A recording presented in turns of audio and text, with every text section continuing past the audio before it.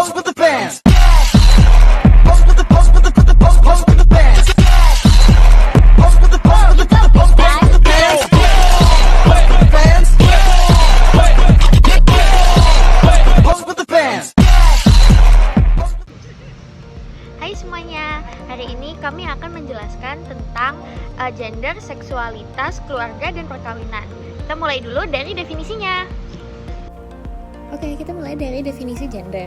Gender didefinisikan sebagai keadaan individu yang lahir secara biologis sebagai jenis kelamin yang kodrat dan menetap, seperti laki-laki dan perempuan. Tapi gender juga disebut sebagai sebuah konstruksi sosial di mana seorang laki-laki dan perempuan memperoleh atribut maskulinitas dan feminitas sebagai pencerian sosial yang didukung oleh nilai-nilai atau sistem yang berlaku di masyarakat. Oke, terus selanjutnya adalah definisi seksualitas. Menurut Organisasi Kesehatan Dunia atau WHO, seksualitas adalah bagian integral dari manusia yang berlangsung sepanjang hidup dan mencakup seks, identitas, serta peran gender, erotisisme, kenikmatan, kemesraan, dan reproduksi. Sebagai proses sosial budaya, seksualitas mengarahkan hasrat manusia dan dipengaruhi oleh faktor biologis, psikologis, sosial, ekonomi, politik, agama, dan spiritual. Ini berhubungan erat dengan jati diri serta kejujuran individu terhadap dirinya sendiri. Seksualitas memiliki banyak dimensi seperti relasi, rekreasi, prokreasi, emosional, fisik, sensual, dan spiritual yang saling terkait dan tidak dapat dipisahkan. Nah, terus apa itu keluarga?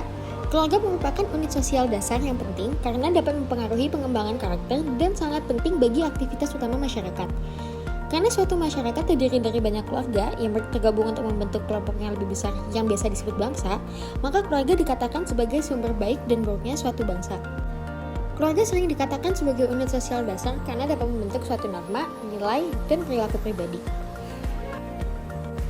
Yang terakhir adalah perkawinan. Perkawinan merupakan institusi sosial yang mempunyai dampak luas selain sebagai peningkat personal antara dua insan. Setiap negara mempunyai undang-undang tersendiri yang mengatur perkawinan. Beberapa di antaranya melindungi hak-hak perempuan dan anak-anak.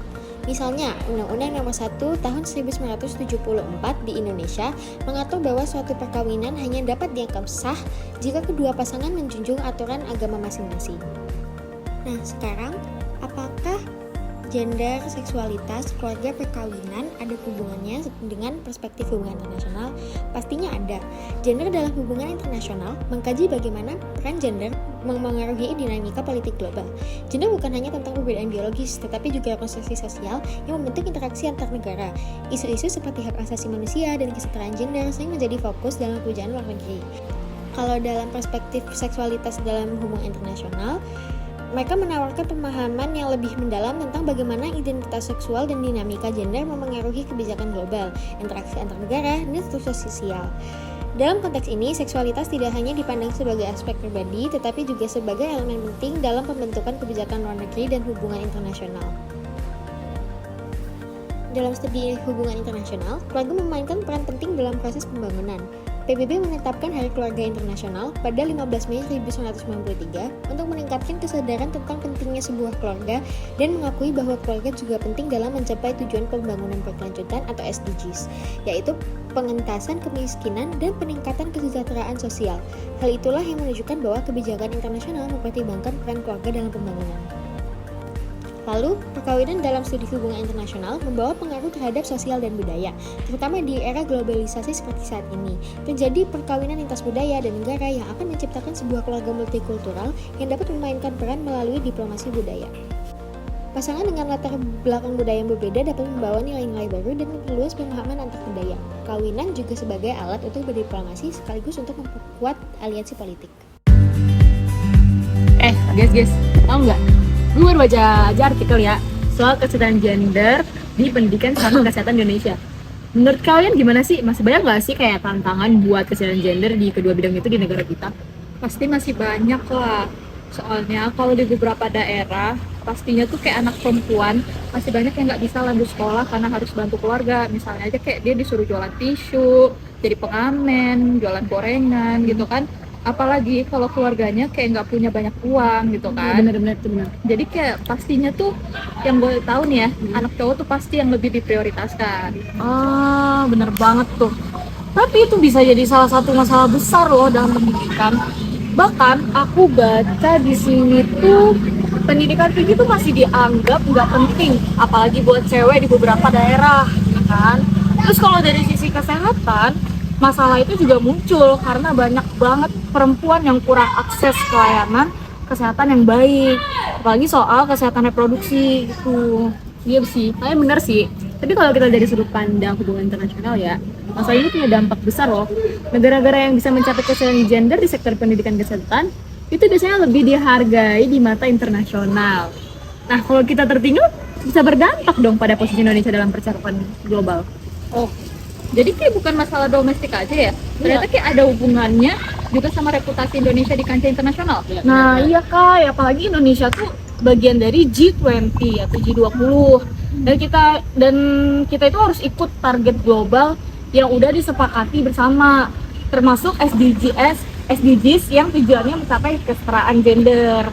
Jadi kalau kita nggak capai itu, nanti bakal dilihat kurang serius nih dalam membangun kualitas SDM kita. Nah, jadi bener juga ya.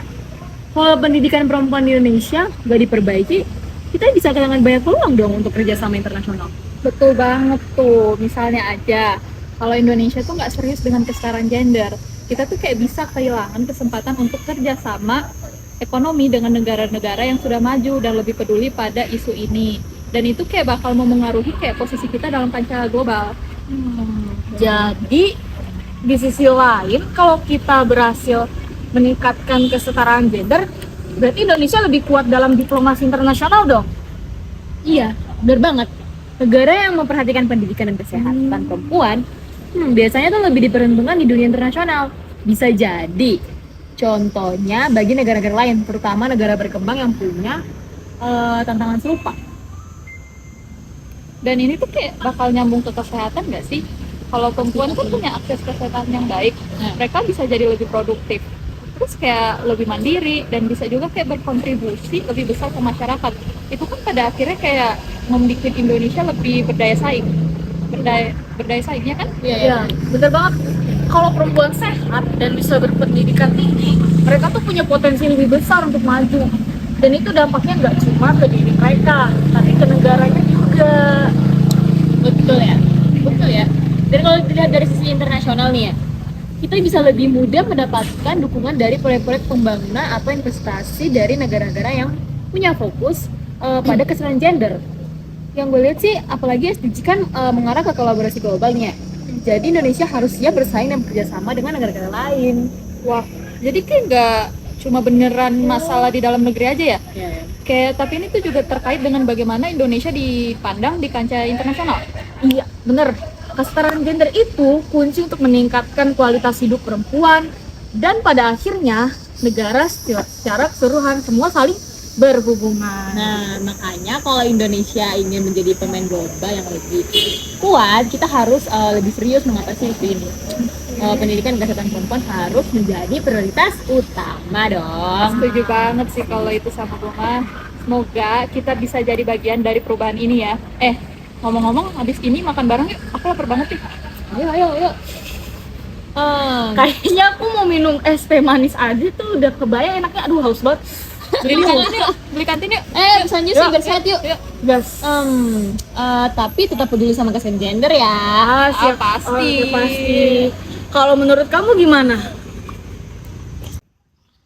Menurut aku sih kesetaraan gender di bidang pendidikan dan kesehatan bukan hanya isu domestik, tetapi juga mempengaruhi posisi Indonesia di dunia. Meningkatkan kesetaraan gender dapat memperkuat daya saing, diplomasi, dan kerjasama global. Sementara mengabaikannya berisiko menghambat perkembangan negara. Oleh karena itu, kesetaraan gender harus menjadi prioritas nasional demi kesejahteraan perempuan dan kemajuan Indonesia secara keseluruhan. Sekian dari kelompok kami. Semoga video yang kami paparkan dapat memberi manfaat bagi semuanya. Terima kasih.